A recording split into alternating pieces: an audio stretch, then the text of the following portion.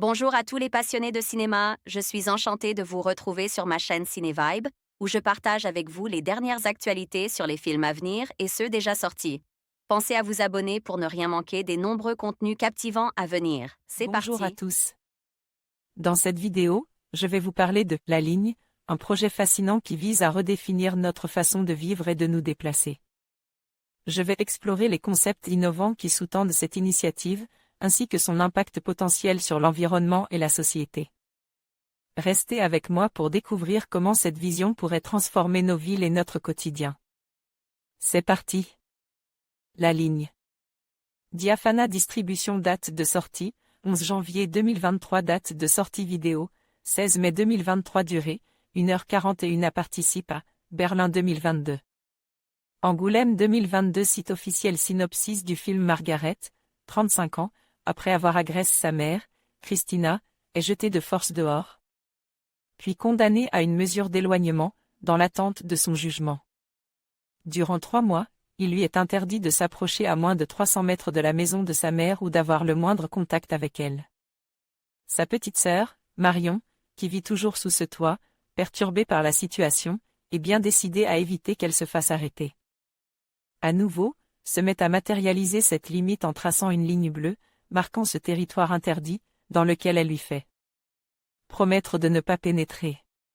2022. Bandita Film, les films de Pierre, les films du fleuve, Arte France Cinéma, RTS, RTBF Critique.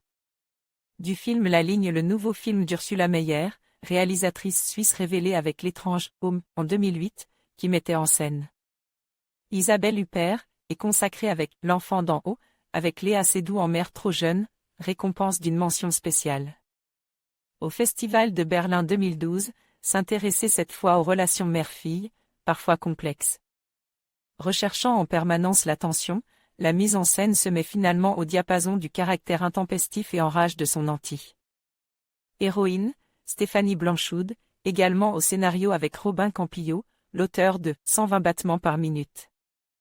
Mais l'absence de réelle explication concernant son geste initial, montre dans des ralentis sur fond de musique classique, donnera finalement au spectateur le sentiment d'un scénario qui tourne quelque peu en rond, reposant tout sur des personnages avec lesquels l'empathie est bien difficile.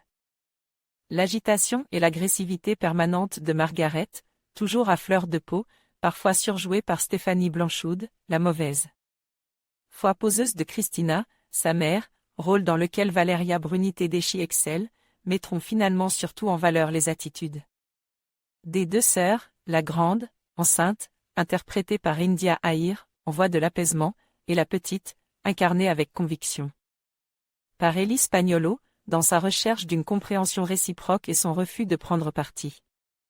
Certains moments de complicité sont sans doute touchants, la détresse de Margaret touche parfois au cœur, mais toutes les résonances convoquées autour de la musique, qu'a dû abandonner la mère, et que pourrait délaisser la fille, ne sont pas des plus limpides. Olivier Bachelard envoyait un message au rédacteur. En conclusion, La Ligne représente bien plus qu'un simple concept, c'est une exploration des limites et des possibilités qui nous entourent.